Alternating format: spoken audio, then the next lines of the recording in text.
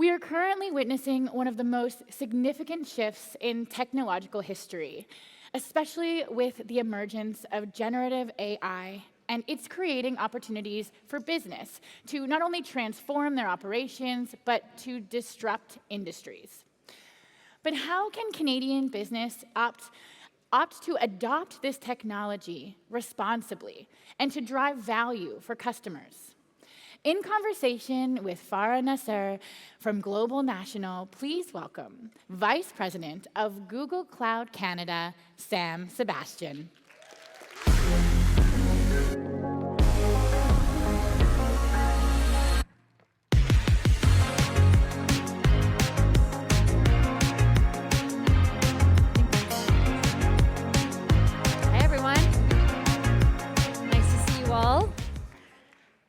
Thanks for being part of our session. And Sam, thanks for being here. Great to be here. And this is a great day because it's also the 25th anniversary, of the Google search engine. So now we are into the next revolution. We're talking about AI, Yeah, I won't make everyone sing happy birthday. It's our birthday, 25 years old today, yep.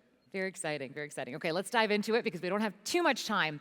Maybe we can start with a level set first. What is generative AI, and why does it have the potential to transform businesses and entire industries? So maybe start first out with AI. AI is simply a set of computer systems whose output resembles that of human intelligence. So it could be visual perception, language translation, decision making.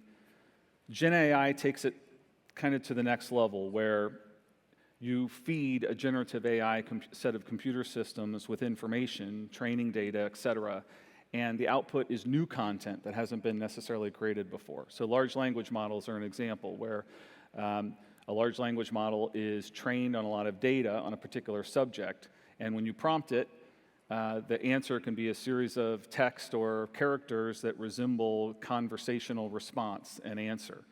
And so when you begin to activate some of these technologies, the impact on industries, businesses is significant. I'm an older gentleman, a veteran of this space, and I don't think I've necessarily seen anything in my 30 years of business other than maybe the advent of the mobile phone, where all of a sudden you had a supercomputer, a phone, a map, a camera, the internet in your pocket. This potentially has the same potential impact. So we're seeing customers who now can leverage this technology to create a more engaging experience on the front end of their website, where you have a chatbot that very quickly can help you experience the digital assets on your front end in an easier way. You can synthesize and summarize a significant amount of information very quickly. You can automate back-end business processes, increasing profitability, create brand new content based on information inside your organization. And then lately, we're seeing software engineers leverage coding assistants, leveraging generative AI, and the quality of their code is increased by 25%. The quantity of their code is increasing by as much as 50%. So huge opportunities to change industries, companies. I'm sure we'll talk about kind of the responsibility that goes along with it, but a huge opportunity to lean into an exciting new set of technology. So if somebody is watching right now in our audience and just starting out, right, a business, a startup, and saying, how do I get started in this? And what questions do I have to ask? So it's interesting. Over the last year, it started out like that. So many CEOs or boards or customers that we work with were asking, what is it? That changed within 3 months. Very quickly, when they understood the power of the technology, it turned to, well, how quickly can I get started? And just this summer, from August to July, we saw on our AI platform 150 times increase in the amount of usage and proof of concepts that we were running. So it's no different than any normal project. A team will ask, okay, what am I trying to solve? What's the business problem I'm trying to solve? They'll have a hypothesis of different potential solutions. We'll work with them to identify what success looks like, what measurement, et cetera. They'll develop a tiger team that can go and work with us and various different partners to make it happen. I think the big, what I'm seeing that I wasn't used to seeing is instead of folks just talking about it, developing a strategy, very quickly folks are moving to activation and getting going and testing and seeing output and results right away. which, again, and these are traditional companies that potentially might, be a bit more safe or risk averse or not want to move as fast, but they're understanding that this has a huge opportunity to not only create new products and more engaging products, but also help kind of manage through the economic climate through productivity increases, et cetera. I thought it might be helpful for you to maybe share with us some examples of businesses that are leveraging generative AI to drive their business. So let's talk first about the opportunity, because we're so excited about this at Google and many other, and I'm sure I'm preaching to the choir in this type of audience. I am sure you're as excited as well. We just launched an economic impact report yesterday. A third party did this study, and they did a piece on artificial intelligence, and they modeled out the potential positive economic impact to the country of Canada of upwards of $210 billion of positive economic impact over the next set of years. That's 8% of Canadians' GDP. We're 18th globally in productivity with a recent OECD report. So this is a huge opportunity for Canada if we lean into it and we go after it. And our companies and our ecosystem goes after it to make a huge impact. And the trend on productivity is not our friend right now. So, so I'll talk about a handful of verticals and businesses and examples of how folks are using it. But if you take away one thing, I think we have a shared responsibility as a country, government, public sector, private sector, to take advantage of this opportunity. It doesn't come along, but for maybe once in a generation. Where we're seeing a lot of uptake so far is in the startup community. So 50% of all funded AI startups use Google Cloud, 70% of all scale-ups, so unicorns, anyone valued over at $1 billion in the AI field, use Google Cloud, and mostly for the AI infrastructure that we use. So we've got advanced infrastructure that allows big AI startups that are training their large language models to use our TPU infrastructure and other technology infrastructure that allows you just the most efficiently manage and train those models. Cohere is a great example, a fantastic AI scale-up here in Canada, doing amazing things. They have a super bright future globally. We've been working with them the last few years. They'll use our infrastructure to create and train their own models that they then commercialize and sell to banks and other places to help solve many of the problems that I talked about before. Retail is another example. Shopify was built on top of Google Cloud. It's been a long-time customer of ours, and have been using generative AI to solve one of the largest problems in online retail, which is search abandonment. It's about a $2 trillion problem. It's a leaky bucket of folks that come to websites to look for something and can't find it. Then they leave and they go somewhere else. And if you can solve that and more efficiently create an enterprise search that actually works, then you solve that leaky bucket problem. And they've been doing that with some of their largest merchants using AI and enterprise search capabilities. Financial services and insurance. Definity Insurance is a company that we've worked closely with, and they use generative AI to smooth the claims process, to automate processes, to make their call center much more productive. Transportation companies. Geotab is a great Canadian company based just up the road in Oakville. They're a fleet management and telematics company, and they have sensors on fleets for their customers. They manage and watch over 1.4 million vehicles for various different customers around the world. And one example, they work with a customer that has 90,000 vehicles, and through AI techniques and generative AI, identified if they converted 13% of that 91,000 set of vehicles to electric vehicles, they could save $30 million annually in operating expenses, and more importantly, take the equivalent of 42,000 cars off the grid, saving about 194,000 tons from a carbon footprint perspective. So real-life examples of game-changing opportunities where we're seeing Canadian companies lean in, and we love it. It's super exciting. Yeah, the future definitely looks bright. Now to the big question that I think a lot of people are wondering. I mean, we heard Jeffrey Hinton sound the alarm about this. How can AI be done responsibly, and how can AI be done ethically? Again, a shared responsibility for everyone in this ecosystem. I don't think it's different than anything. I think so. We've been at this for a long time, Google. So if you're a user of any of the number of billion user products that we have, whether it's Search, Gmail, Chrome, YouTube, you've experienced the activation of AI from a consumer product perspective. And so probably, I think it was in 2017, so 7 years ago-ish, 8 years ago, 6 years ago, we launched a set of AI principles, a clear set of AI principles on how we were going to navigate the next many years of this game-changing technology. So we start out at the highest level with, here's our vision, here's our strategy, and here are the principles. Then it's all education. So internally, whether it's training, education, seminars, et cetera, we're constantly reminding everyone that walks the halls at Google, these are the principles that we're building products behind, that we're selling behind, et cetera, so that we're working within a key set of ethical and responsible principles. Because we still believe in this technology and how it can change the world. So we very boldly want to move forward, but if we can balance that boldness with responsibility, I think that's the swim lane we'd love to be in.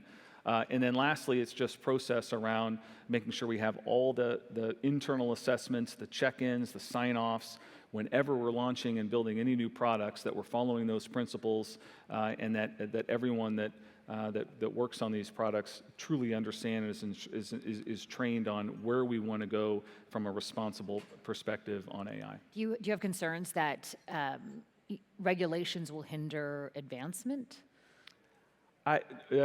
Google has said, and I'm a believer, that we need to regulate AI. It's too important not to. But we have to regulate it well. It's too important not to regulate it well. And that is going to be an interesting balance. So how do we work closely with governments, with the ecosystem, with other technology players to regulate it correctly, in depth, identify all the various different edge cases and the guardrails that we need to build together. So it needs to be a 2, 3, multiple way street. But yeah, I think that's certainly part of it, for sure. Talk to us about the concerns of AI taking away jobs from people. I think with any new technology shift you're going to have, and technology advancements, you're going to have shift in the workforce and the skills required to continue to compete and progress in your own career or inside various different industries. No different with AI. I think generative AI, at least what I'm particularly seeing so far, is it's more about enhancing existing jobs. So that same study that I referenced about the potential economic impact increases to Canada of $200+ billion also said that they modeled out that on average, Gen AI is giving 100 hours a year back to the average Canadian worker. So if you leverage these tools, it allows you to do your job in a much more productive way. I started my career 30 years ago in accounting. The boring, traditional way to start a career, but was a great way to launch a career. And this was before we had computers. We had word processors, but we didn't use computers in this profession. I'm that old. And you'd walk around with a little suitcase with all these yellow work papers, and my job as a first-year accountant, after studying really hard for 4 years in university, was to cut out financial statements, tape them to the yellow work paper, add up all the numbers, and then write little notes manually with a pencil. 30, 40, 50% of my job, and I was a relatively smart guy that studied really hard out of university, was spent doing that. That all goes away. Those types of administrative tasks can go away with the advancements of everything in technology. So then you're just focused on all the value-added work that you can do. So I think that, number one, is what we're seeing on the generative AI side. Two, clearly, hopefully that was a customer calling. Also, upskilling is critical. So this is, again, a shared responsibility of everyone in this room, as well as companies like ourselves. We have to offer up the opportunities, the training, the resources to upskill those we work with. Just over this last year, we've had over 100,000 training courses in AI for all the partners that we work with. We've set an audacious goal in Google Cloud over the course of the next couple of years to train 40 million folks, workers around the world on cloud skills. So again, a shared responsibility of creating new opportunities for what a new worker looks like when you're activating a lot of this technology. But I think, again, in the first inning that we're in right now, it's mostly about enhancing the job and giving you more time back to do the value-added parts of your role. But what about the companies? I mean, I know this is a big issue for us in the news industry right now. The companies that are actually creating the content, right? You're an aggregator of that content, but for those of us who are making the content, what happens to that? How do we even monetize that anymore? So I think it's early. So I'm not exactly sure where this is all going to go. When YouTube was built and launched, and we bought YouTube maybe a year or so after it was built, no one, for the first 3 or 4 years, we had no sense of what a creator community on YouTube would be, what a influencer is, what a YouTube celebrity is, YouTube star is. That industry was born based on how folks could potentially use the technology and create great content and get it out there. Since that happened, we've built Content ID, which is a world-class digital rights management technology inside of YouTube that has sent billions of dollars to the entertainment industry and the creator industry on YouTube. But that's a reaction to what happened with this particular technology as it was evolving. The same will most likely happen with the likes of Bard and other generative AI. From a search perspective, the goal has always been to answer the question that a user is looking for and to very quickly get you off to the most trusted source and the eventual creator. So every year in the last 25 years that Google's been around, we've sent more traffic to those resources and those creators than the year before. And so whether it's traffic or there's a monetary evolution in all of this, we'll see, but it's still extremely early. Okay. I mean, there's a huge opportunity here. As you mentioned to me earlier, that Toronto has the most concentration of startups, AI startups. Montreal has the highest concentration in the world of AI researchers. So maybe you can leave us with some final words on the future here in Canada and the opportunities here in Canada. We just got to get after it. We can't talk about it, can't strategize, just got to get after it. If you're working inside an organization, you have influence. If you're a young employee, number one, get into the office so you can talk to your peers and talk to your bosses, et cetera, because your boss is probably in the office, and influence them and explain this stuff is real, it's a game changer. Yes, we certainly need to create the right guardrails, et cetera, and have a responsible strategy inside of our organization. But let's be bold. Let's go after it. And because other countries around the world are activating these types of technologies for good, there's massive benefits for this type of technology. But we have to get after it. We have to be bold. And Canada is well situated. We're extremely well represented with the startups that we have here, with the talent that we have here, with our academic institutions. We need the government to lean in and be bolder, as well as traditional organizations. And let's just do it. Let's do it. You guys heard. All right. So Sam, Sebastian, everyone. Thank you. We'll let you get to your customer call. Thanks, Farrah. Thanks, everyone, for being a great audience.